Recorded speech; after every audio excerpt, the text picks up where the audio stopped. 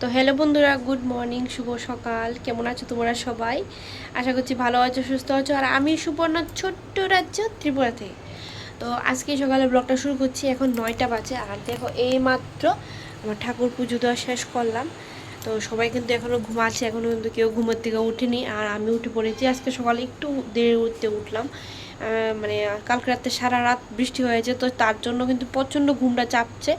7:30টার উপরে বেজেছে আমার ঘুম থেকে উঠতে। না, অন্যদিন কিন্তু আমি 6টার সময় ঘুম থেকে উঠে পড়ি। তো আজকে এখন তো যেহেতু অনেক দিন ধরে আমি সকালবেলা ঘুমের থেকে উঠছি, এখন আগের মতো 9টার সময় ঘুমোর থেকে উঠি না। আগে তো 10টার সময় ঘুমোর থেকে উঠেছি, এমন রেকর্ড আছে আমার। মানে এত বছর আমি সময়টা নষ্ট করেছি বলতে পারো।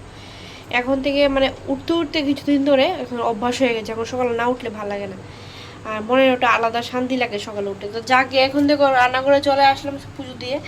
আর এতগুলো বাসন কালকে রাতে ধুয়ে মেজে রেখেছিলাম। এখন তো রাত্রেবেলা সব বাসন কিছু মেজে ধুয়ে রেখে দিই আমি, যেন সকালবেলা আমার কোনো পরিশ্রম না হয়। তো এগুলি এখন একটা একটা করে গুছাবো। তো চলো একটা একটা করে এখন গুছিয়ে নিই।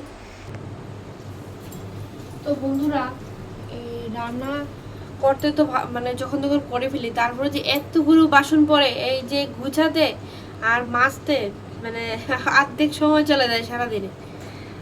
আমার রান্নাঘর যেহেতু ছোট, তাই বাসন মাজার সঙ্গে সঙ্গে যদি গুছিয়ে ফেলি তাহলে মানে রান্নাঘরটা অনেকটা খোলামেলা হয়। না হলে কিন্তু মানে রান্নাঘরে কাজ করাটা কষ্ট হয়, কারণ স্ল্যাবটা মানে কাউন্টার টপটা পুরোটা ব্লক হয়ে যায়। তো আমি সকাল রাত্রেবেলা তো গুছিয়ে রাখিনি, ইচ্ছা করিনি।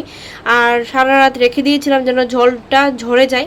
তো এখন জলটা ঝরে গেছে, শুকিয়ে গেছে বাসনগুলো। এখন একটা একটা করে গুছিয়ে নিয়েছি। আর আমার এই র্যাকটা দেখো, আজকে এত বাসনে মানে এটার মধ্যে এতটা বাসন হয়ে গেছে, আমার এক এক সময় মনে হয় যে আমি সব বাসন ঢুকিয়ে ফেলি।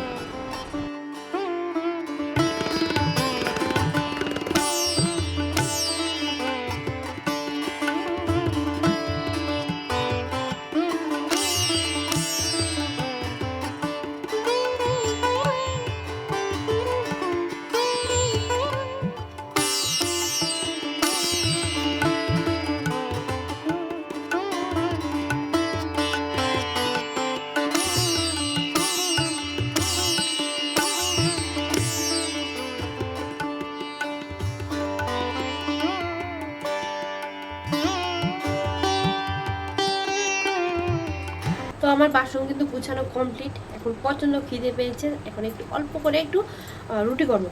তো সকালবেলা অন্যদিন তো খিচুড়ি করি, সূর্য যেহেতু স্কুলে যাবে। তো আজকে ভাবলাম রুটি করি, নরম করে একদম গরম জল দিয়ে কাই করে রুটি করবো। চলো এখন শুরু করি। আর আপাতত কোনো কাজ নেই, রুটিটা করে নিই চলো। রুটি খেতে আমার কিন্তু ভীষণ ভালো লাগে। আর এখন কিন্তু ঘরের সবাই রুটি খেতে পছন্দ করে, কারণ এখন আমি গরম জলে রুটি করি। আমি তো দেখো, আমি আর আমার বর তো মানে ঠান্ডা জলে রুটি করলে শক্ত হলে রুটি খেয়ে নেবো, কিন্তু সুজয় খেতে পারে না, তার জন্য কিন্তু এখন গরম জল দিয়ে রুটি করি আমি। আর আটা একটু অল্প আছে, তো সেদিন একটা প্যাকেট আমার একটা বান্ধবী দিয়ে গেল, তো সেটা এখনও ভাঙা হয়নি। তো যেটা আছে সেটা আগে শেষ করি, না হলে কিন্তু পোকা ধরে বেশি দিন থাকলে, যতই প্যাকেটের আটা হোক না কেন।